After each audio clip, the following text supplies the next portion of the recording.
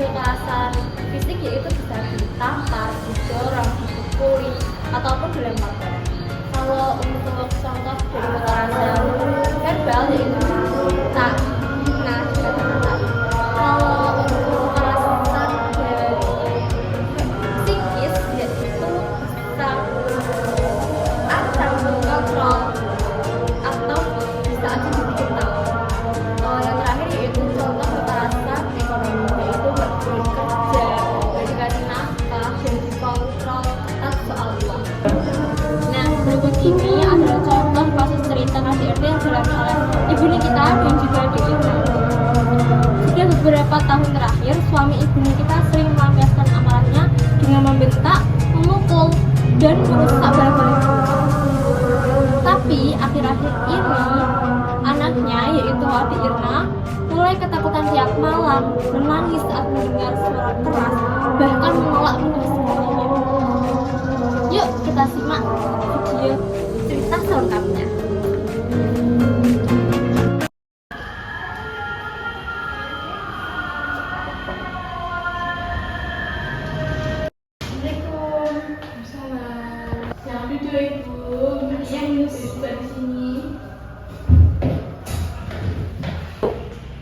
Apa betul ini dengan Bu Nikita? Yesus benar, ini anak saya Irna. Sebelumnya saya perkenalkan dulu ya Bu. Saya perawat Ana yang di sini yang akan melayani Ibu. Cik Irna boleh keluar dulu. Di luar ada buku mewarnai. Kalau mau pinjam boleh? Iya, Saya keluar dulu ya Dek. Ibu Nikita tenang aja. Di sini belajar ketawa pelan-pelan. Kenapa Ibu betah ke sini ya? Yesus begini, saya tuh udah gak bertahan lagi sama suami saya, Sus. Sering marah-marah, sering kadang dia dorong saya, pukul saya, lempar barang. Jadi anak saya tuh jadi sangat takut dan dia tidak pernah keluar rumah. Maaf Ibu, harus mengalami itu. Apa ini udah berapa lama ya Bu? Udah sangat lama, Sus.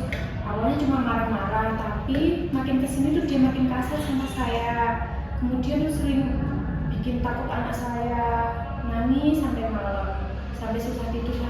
Saya bingung harus bagaimana Sus menanganinya. Apa Ibu, suami Ibu pernah melakukan secara fisik enggak ya? Pernah Sus, pernah. Waktu itu saya tuh pernah dipukul, tapi saya tuh bilang ke orang luar tuh kalau saya tuh jatuh, habis jatuh. Yang asli tuh dipukul suami saya. Ibu Nikita itu termasuk mengalami kekerasan dalam rumah tangga yang biasanya itu disebut dengan KDRT ya Bu.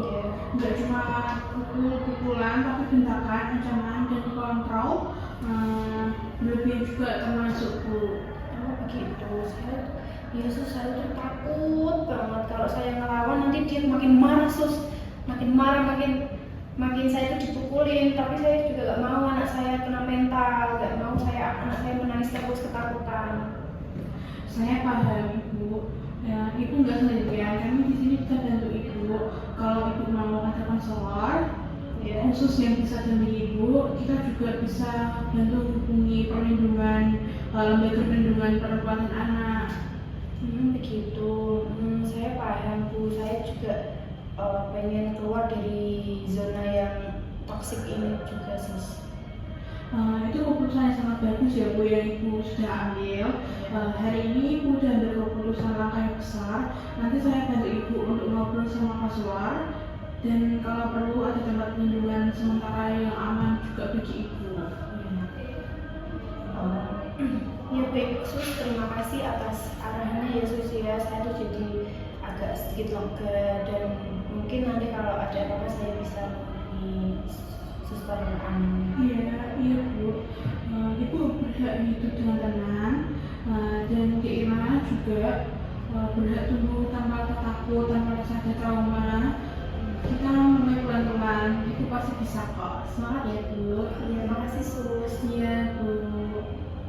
Kalau begitu saya langsung keluar aja ya Sus. Iya Bu, silakan. Jadi ya Bu. Iya.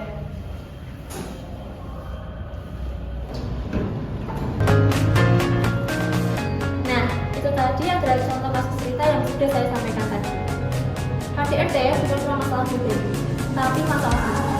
korban KDRT punya hak dilindungi untuk diberi secara hukum dan juga mendapatkan tempat untuk berlindung.